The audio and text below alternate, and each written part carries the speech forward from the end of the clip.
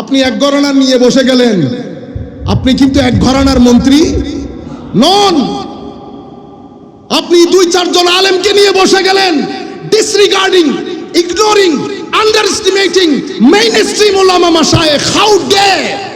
You are not the minister on behalf of the certain group. You are minister on behalf of the Muslims of Bangladesh. That's why if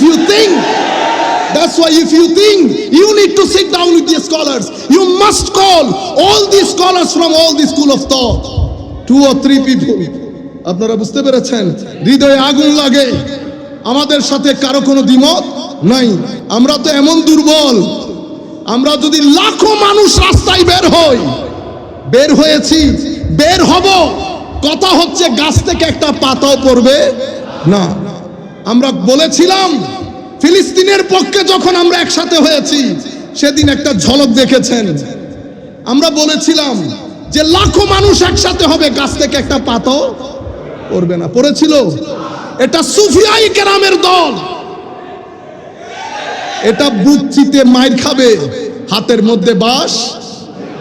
হে যুবক, আপনারা মনে করেন আমরা শুধু কথা বলি, শুধু কথা বলি না। আমাদের সাথে কারো টাকা নিয়ে, পয়সা নিয়ে, ব্যবসা নিয়ে কারোর সাথে কোনো সমস্যা নাই।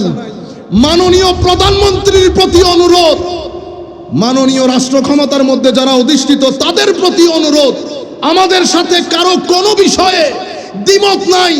সমস্যা এক জায়গায়, আপনি লাখ পাঞ্জাবি পরেন, আমার নবীর শানে রিসালাতে এতটুকুন যদি আঘাত আসে, লাখো তরুণ তলোয়ারের নিচে নিজের মাথা ঝুঁকিয়ে দেবে। এটার মধ্যে আমরা দাঁড়ানো। আমাদের সাথে মাননীয়, শুধুমাত্র আপনারা দাড়ি টুপি দেখলেই মনে করেন উলামায়ে কেরাম, আমরাও মনে করি উলামায়ে কেরাম। আমরা যদি জিয়াউর রহমানের শানে 2-1 কথা বলি, আমাদের বিএনপি যারা করে খারাপ লাগবে না? লাগবে কিনা বলেন বেটা? শুধু যদি শহীদ না বলি খারাপ লাগবে না?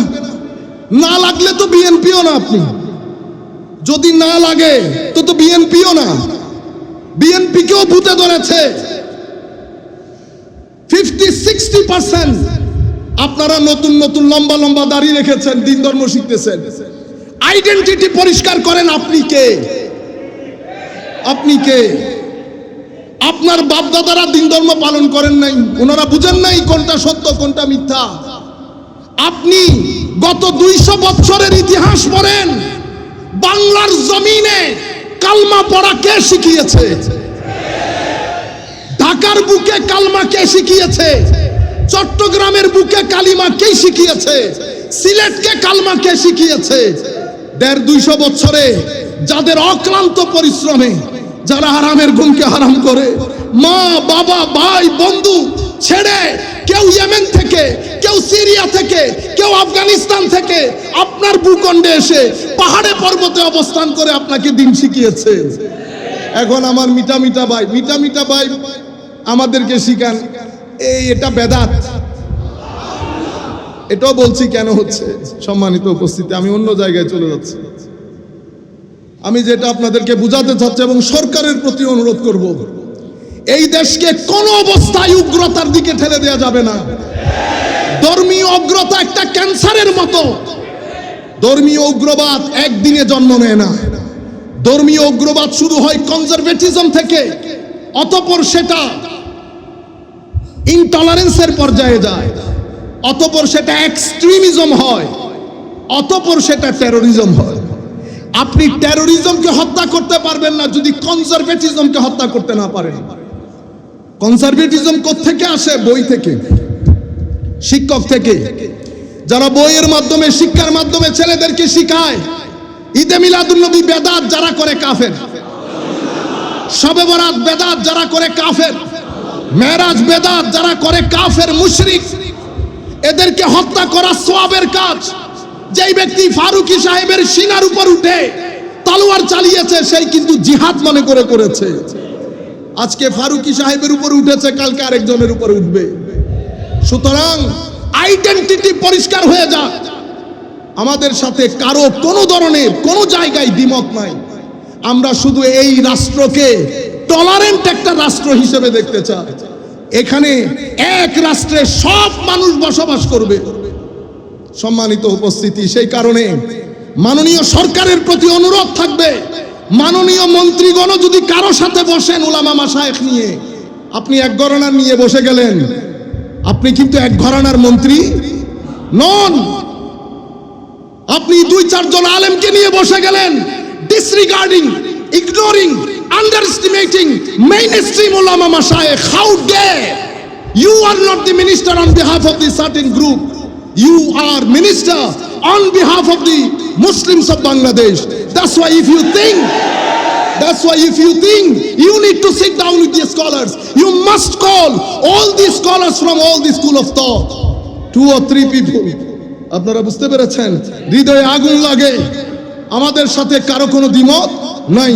আমরা তো এমন দুর্বল, আমরা যদি লাখো মানুষ রাস্তায় বের হয়েছি, বের হব, কথা হচ্ছে গাছ থেকে একটা পাতাও পড়বে না। আমরা বলেছিলাম ফিলিস্তিনের পক্ষে যখন আমরা একসাথে হয়েছি, সেদিন একটা ঝলক দেখেছেন। আমরা বলেছিলাম যে লাখো মানুষ একসাথে হবে, গাছ থেকে একটা পাতাও পড়বে না। পড়েছিল? এটা সুফিয়াই কেরামের দল, এটা বুচ্চিতে মাইর খাবে, হাতের মধ্যে বাঁশ। সিম্পল ছাত্ররা কালকে করেছেন আন্দোলন, 10-12 জন ছাত্র মিলে বাঁশ। ছাত্রদের বিহেভিয়ার দেখছেন বিহেভিয়ার।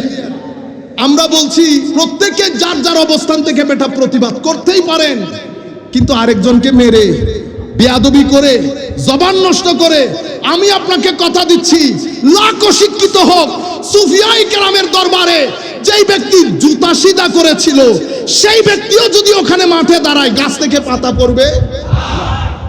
সম্মানিত বলতে যেটা চাচ্ছিলাম, আমার নবী যেই দিন প্রতিষ্ঠা করেছে শরীয়ত, পুরা পৃথিবীর মধ্যে প্রপাগান্ডা করে শরীয়তকে একটা কালার্ড ওয়ার্ড হিসেবে দাঁড় করানো হয়েছে। সেটার প্র্যাকটিক্যাল ডেমনস্ট্রেশন ওই আমাদের মতো কিছু হুজুর, তারা হচ্ছে, এটা হচ্ছে শরিয়া মানে কি? এটা হচ্ছে উগ্রবাদীদের একটা সিস্টেম। এটার প্র্যাকটিক্যাল ডেমনস্ট্রেশন কি? তো 2-4 জন বক্তার বক্তব্য শোনায়, এটা হচ্ছে প্র্যাকটিক্যাল ডেমনস্ট্রেশন। কেটে ফেলবো, মেরে ফেলবো। তো তারা তখনও বলে এরা সেই শরীয়তবাদী যারা অপর পক্ষের লোককে সিনার উপরে উঠে চুরি চালিয়ে দেয়। তাইলে একটা আপনারা বুঝতেছেন প্র্যাকটিক্যাল ডেমনস্ট্রেশন কি জিনিস? তাহলে একটা হচ্ছে প্র্যাকটিক্যাল ডেমনস্ট্রেশন, একটা হচ্ছে তাদের প্রপাগান্ডা। তো প্রপাগান্ডাকে ছেলেদের অন্তরে ঢুকিয়ে ব্রেইন ওয়াশ করার জন্য প্র্যাকটিক্যাল ডেমনস্ট্রেশন লাগবে না। তো ডেমনস্ট্রেশন দেখে এদের জবান দেখো, অ্যাকশন, ডাইরেক্ট অ্যাকশন আপনারা বলেন না, মেরে দে, কেটে দে, এরা কাফের, বেদাত। Practical demonstration. As a result last 20 years ধারাবাহিক প্রপাগান্ডা হয়েছে।